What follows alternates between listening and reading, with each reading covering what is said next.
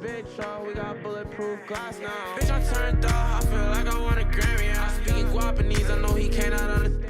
Hey yo, it's your boy Atomic coming at you with another Elite Squad video, and today I am bringing forward some very exciting news. The official Ubisoft developers have let us know that we have an update coming later this week, and they already went ahead and told us what to expect in the update, so I'm going to be informing you guys of this information in today's video. And then once I've gone ahead and done that, we're gonna hop into some arena matches to make sure that we use a lot of our arena energy early in the week and try to make sure that we have an opportunity to push all the way to Elite this time around, because last week I started way too late grinding, and by the time I got started I didn't have enough energy to make the push all the way to Elite rank. So we're gonna see if we can do it this week. But without further ado, let me go ahead and read out the information and the updates that we can expect later on this week. So pretty much he messaged everyone, he said, hello, there's an update from the team. We're working on the new challenges that we have been facing since the global release. So one of the big things that they have focused on in this update coming this week is the fact that they are banning the cheaters. I don't know if you guys have ever ran into anybody that has cheated in the game yet so far.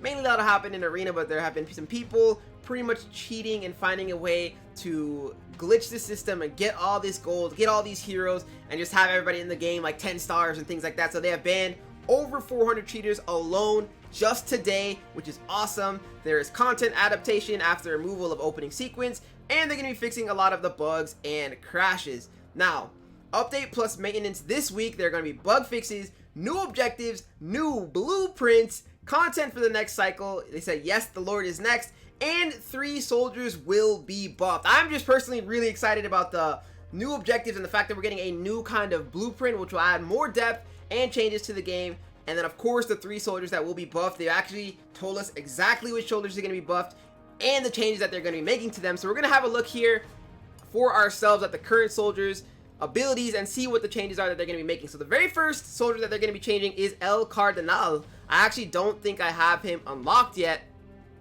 but if we go ahead and look at his abilities, this guy is a support. He's got the divine protection, spread your faith to all your allies, healing them for 40% ability power, and granting 100% resistance for 10 seconds. And he's got the resurrection when first down, revives with 30% health and 100% ability charge. So the buff that they're actually going to be making to him is to his passive. So in addition to the one that he already has in the game, they're going to be adding the fact that the first time each ally reaches 5% health, bless their spirit, granting invulnerability for 3 seconds and 50% ability charge. So that's actually a major buff coming into Cardenal, because it looks like, I mean, based on his stats alone, I already thought he was a pretty decent soldier in the game, but obviously he is outshined by the Doc, the fact that he gets a revive on anybody that's on the map, and he's got that gun to shoot out to give them health as well. This buff here, I think, is going to be a very good one. Now the tricky thing is 5% health, it depends on the hero, but there are some heroes in the game that, like, if you even fall below 25%, they're gonna execute you right away. But for the times where you're going down slowly and slowly, the fact that you get to be invulnerable for 3 seconds, and usually when you're that low health, your ability is almost charged up anyway, so then you get that 50% ability charge. Your hero will have the opportunity to use his ability, which can turn the tide of a fight, all while staying alive.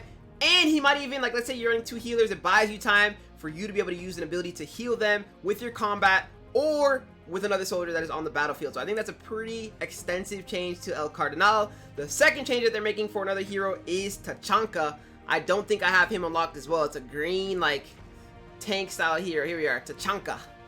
He is an enforcer. His abilities right here, he's got Sentry, deploys a mounted LMG and sprays 20 piercing rounds at the target with the highest health, damaging enemies in a medium line for 15% ability power, and removing 4% ability charge each shot. While using the LMG, receives plus 40% armor and roots damage enemies for 5 seconds. That's a lot going on with his active ability. And then his passive, he applies minus 10% ability damage each second to the current target up to a maximum of 5 times. Remains for 1 second after changing the target. So honestly, I mean, he sounds pretty solid. I'm surprised they are buffing him, but let's see what the changes are. So for his active, the ability charge removal has been buffed from 5% to 7%. That sounds like a pretty hefty buff. And then his passive, while targeting an enemy, they are rooted. Whenever an enemy is rooted, reduce their skill resistance by 80% for 10 seconds. So they're adding some more utility to this tank. He also does have actually a leader ability, plus 30% damage to control target, to SG or enduring soldiers. So that's another buff coming up for Tachanka. If you guys use this guy already and you think he's very awesome, You're going to love the fact that he's getting buffed there. And then their third and final buff that they're going to be making is towards Caveira. I don't have him unlocked either. Right over here, Caveira. I think that's a she, actually. Let's go have a look at the abilities. Interrogation. Sneak up and interrogate the farthest enemy, causing root. Then stab them for 120% ability power, causing bleed for 80% ability power over 5 seconds, and stun them for 2 seconds. If the enemy is killed during bleed, increase all incoming damage for 15% to all enemies for 5 seconds. Caveira is unstoppable during her ability. Am I reading this right? This character sounds like it's pretty good. And then he's got a passive as well, provides stealth when moving around the battlefield. So I'm going to assume that that's the passive that's going to be getting buffed. And a leader ability, plus 15% skill damage to Rainbow Six Force soldiers. So the change that they're going to be making to her is to her passive. So in addition to the stealth when moving around the battlefield, she will also, while reloading, receive stealth and 30% ability charge. I need to unlock this character as soon as possible because that active ability is actually very strong. And the fact that you can get that ability charged up quickly through her passive, I think is awesome. So those are the 3 changes that they're going to be making, and I'm really excited for this week for the update to go live. Once it does, I will be covering a video or making a video covering it and going through and trying out these heroes, seeing how good these changes are. But for now, what we're going to do is hop into Arena. I've been starting to grind it a little bit earlier. There's still 5 days and 11 hours left. I could have started quicker and done a little bit more maybe, but you know, it is what it is. Here we are. We're going to hop right in, and we have to hit Elite. We have to hit it. So this team, I'm going to go ahead and take it. Usually I take any fight straight on head to head, but a lot of the times if they have a dock, you know, there's no point. If I can spend a little 500 quarters or 500 coins to get away from the dock, I'll do it. We'll drop a shield. They're already focus firing, one of my strongest aggros. Very smart from them, but dock can always revive. We've got the shield, we've got the health. Dock's gonna give him health right there. We'll drop the group heal in the center. And then you got medic covering medic. I love the double medic, bro. Oh, nice shield. Keeps him alive.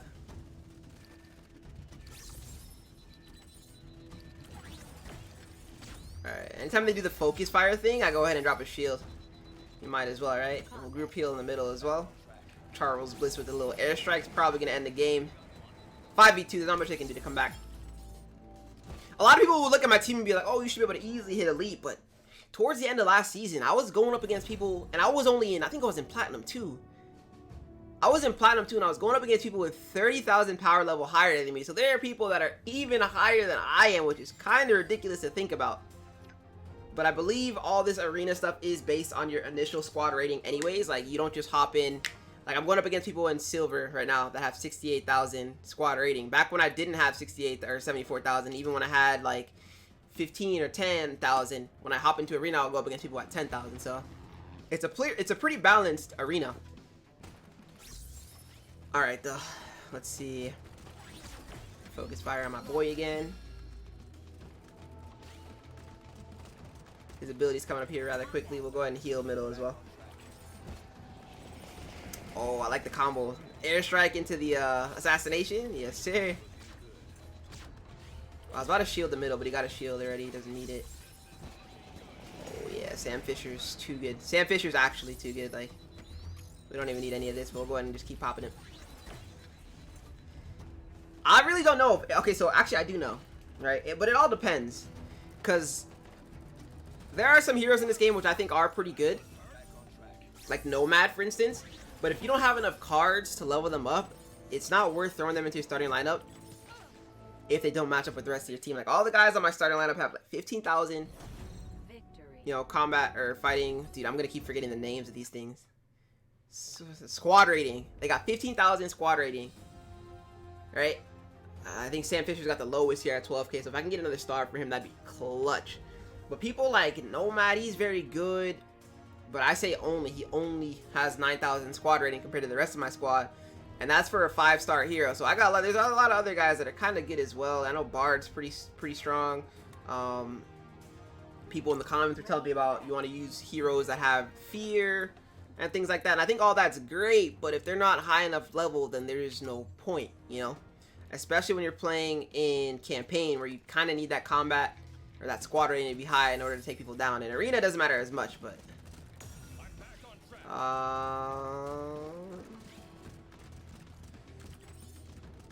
I gonna group heal middle? Yeah. Oh my goodness. Let's try a shield first. Is he dropping a heal? He is, so I don't even think I need a group heal. I think I'm actually gonna cover my medic right here. I might regret that. We've got another shield coming up though.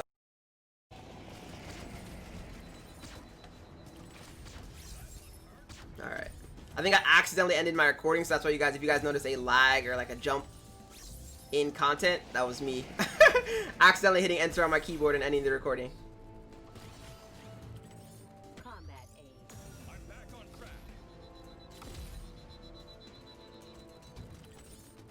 We'll shield the doc or the medic. We want to make sure he doesn't die here, especially with that sniper ability.